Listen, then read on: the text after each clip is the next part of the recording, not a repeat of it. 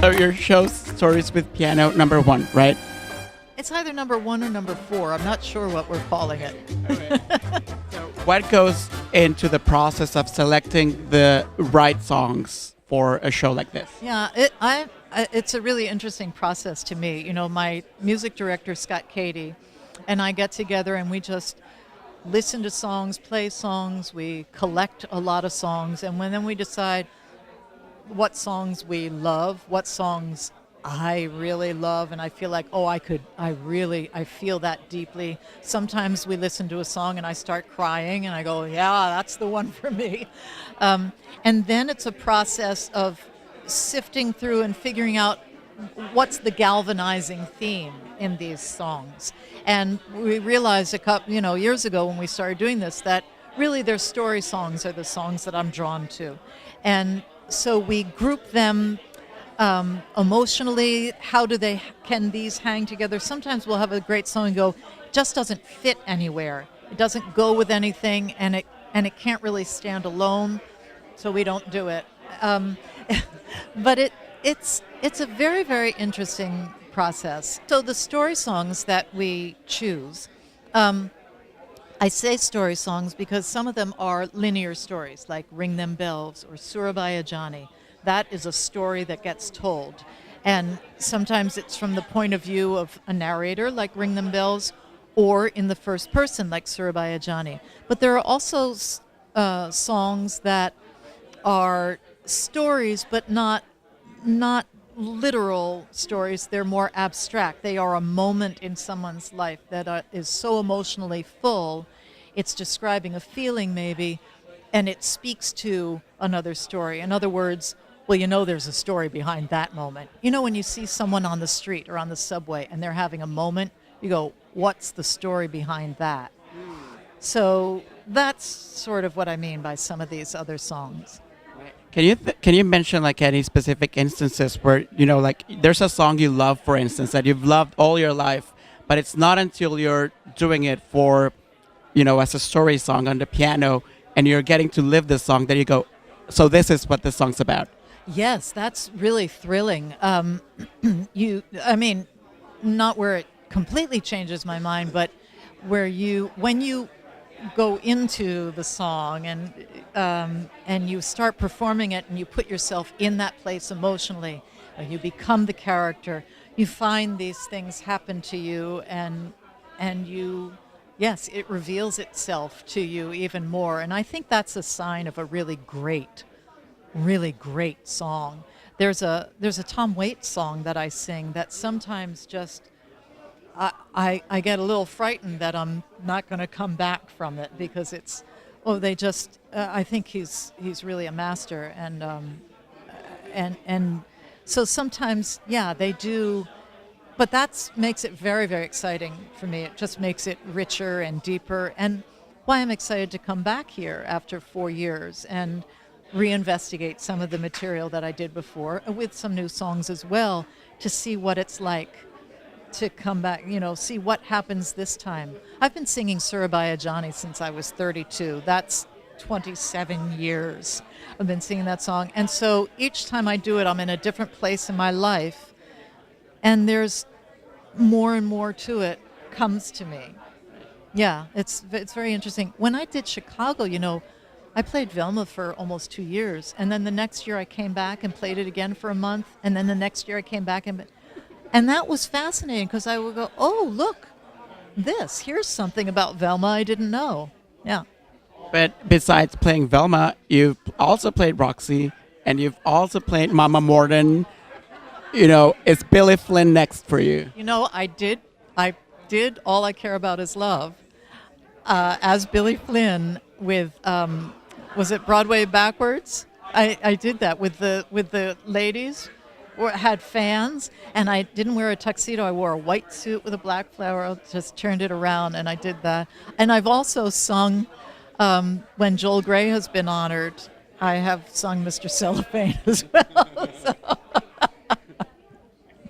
The only thing I know I can't sing Mary Sunshine. No, I can't sing that. I can't even think that high.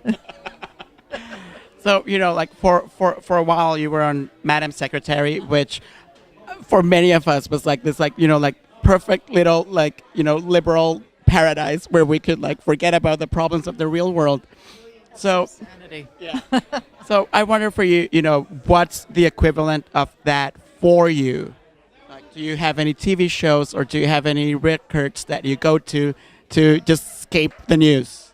Well, sometimes I just put on QXR and listen to whatever they're playing. I like to listen to Chopin. I like to listen to the band, The Last Waltz, the score of The Last Waltz. That play this movie loud. I listen to rock and roll and Tom Waits and the Beatles and I watch British crime dramas on Acorn TV.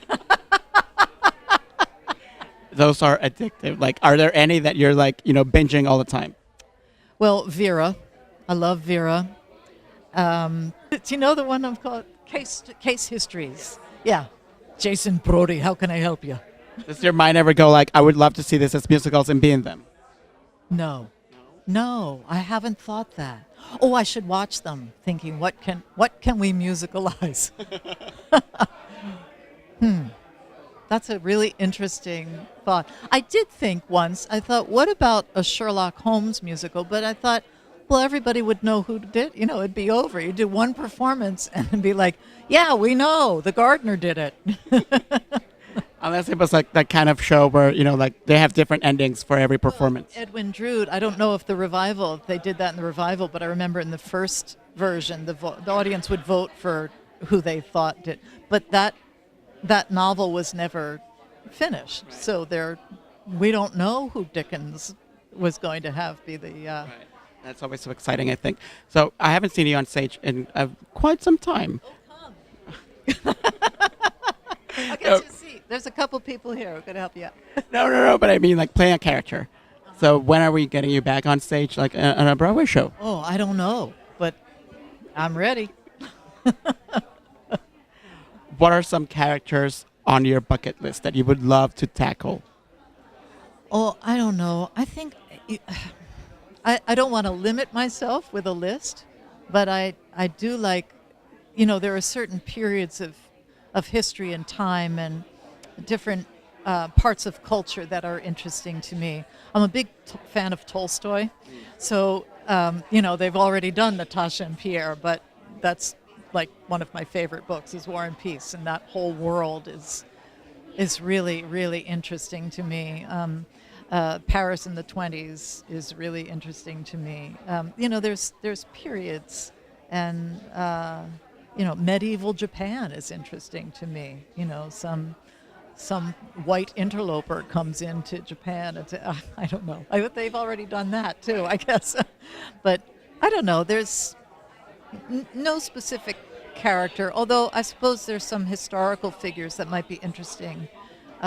Maybe people that are not Marie Antoinette, somebody that you haven't heard of, but you learn about. Remember when Breaking the Code came in, that play with Derek Jacobi, and then people knew who, now I can't think of his name, the mathematician who broke these codes. Then all of a sudden people knew who that was, and then I forgot his name. My father's a mathematician, so I should know. But, I think that's kind of interesting also. Were you good at math since your dad's a mathematician? No, not really. But I now that I was just terrible at school. But I am really interested in mathematics. So I do like to have conversations like, tell me the story of prime number theory again, because I find that really interesting. Number series, the Fibonacci. Do you know about the Fibonacci numbers? That's fascinating. It's you like go, mind-blowing. yes. All those photographs, or not photographs, but drawings of fractals, and just, so I'm fascinated by it, but I'm terrible at it. Like I've heard also that people who are really really good at math are also really good at making music because they think like notes apparently and numbers are similar in some way that I don't get. So I wonder you've worked with some of the greatest composers and lyricists of all time. So is making your own musical something on your mind at all? Well, Yes, I mean I would love to, but I can't write music, and but I love collaborating on a new piece. Years ago, Roger Rees, Leslie Stifelman, Anne Reinking, and I put together a show called Here Lies Jenny, and it was all Kurt Weill music. And that process of putting that together, I mean, it was Roger devised it, and he directed it, and we embodied it and created. Leslie did the music, Annie made the choreography. But that collaboration under a single strong vision, everybody feeding the same vision and collaborating in a generous, creative spirit is thrilling to me. I love that. So, is there a difference between like getting to play a character on television or playing a character on stage? Like, is your process different in any way? I don't believe the process is different. Acting is acting, regardless of the medium. You're still living truthfully under imaginary circumstances, moment to moment. You either do it in little clips with a camera there and long periods of sitting off on the side and waiting, or you do it curtain up and you're off to the races and doing it. So it's all really the same thing, but it feels different for me as a performer because I enjoy the energetic exchange of a live performance with the audience, and I love the visceral. It's just more of a visceral, physical, muscular event doing a live performance. And I'm a dancer first, so and I've been on stage since I was 7 dancing, so that makes sense to me, and that's what I prefer to do, and I think I'm better at it also. I just don't think that I just am much more comfortable doing this. And you're a great judge, so maybe someone's writing a musical about a judge, and you would be perfect for it. How would you move with a big robe? Well, I'm going to be on The Good Fight this season. I cannot wait. Okay, thanks. Would you like to invite our viewers to come see your show? Sure, come and see my show, please. March 28, 29, 30, 31 at 7 p.m. here in this spectacular 54 Below, Feinstein's 54 Below. My friend Scott Katie and I will play some story songs and some really good music. Thank you.